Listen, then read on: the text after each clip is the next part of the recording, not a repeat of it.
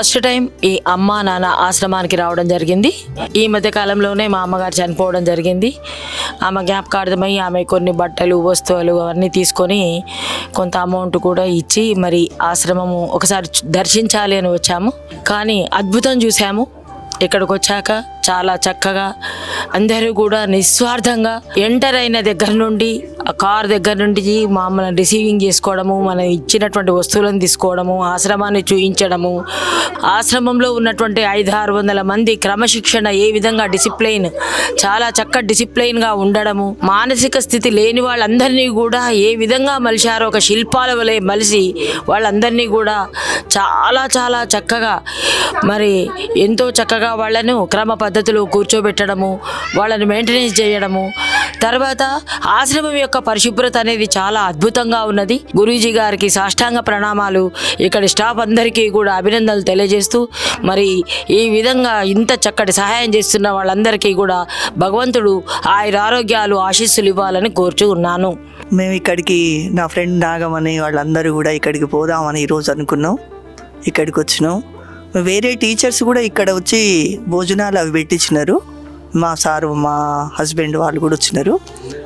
కానీ ఆ చెప్పిన దానికంటే చూస్తే ఇంకా చాలా బాగుంది.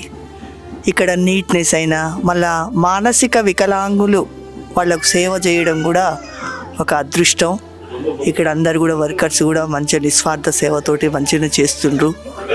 నీట్నెస్ అన్నీ చాలా బాగున్నాయి, చాలా బాగున్నాయి. నాకు చాలా సంతోషం అనిపించింది.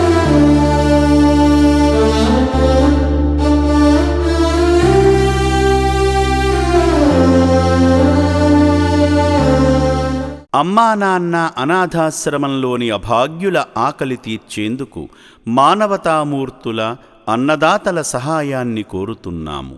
ఈ రక్షణాలయంలో జీవిస్తున్న నిర్భాగ్యులకు 3 పూటలా అన్నదానం చేసేందుకు నిత్యావసర వంట సామగ్రి నిల్వలు సరిపోక ఇబ్బంది అవుతోంది.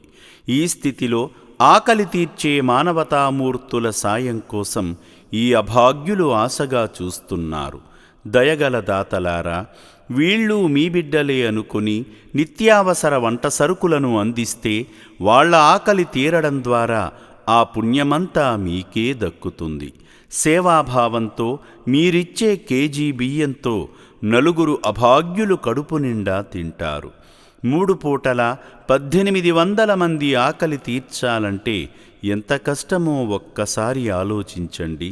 దయచేసి బియ్యము, పప్పు, నూనె, కూరగాయలు ఇలా ఏదైనా సాయమందించి శ్రీ పుణ్యలింగేశ్వరుని అనుగ్రహానికి పాత్రులు కండి.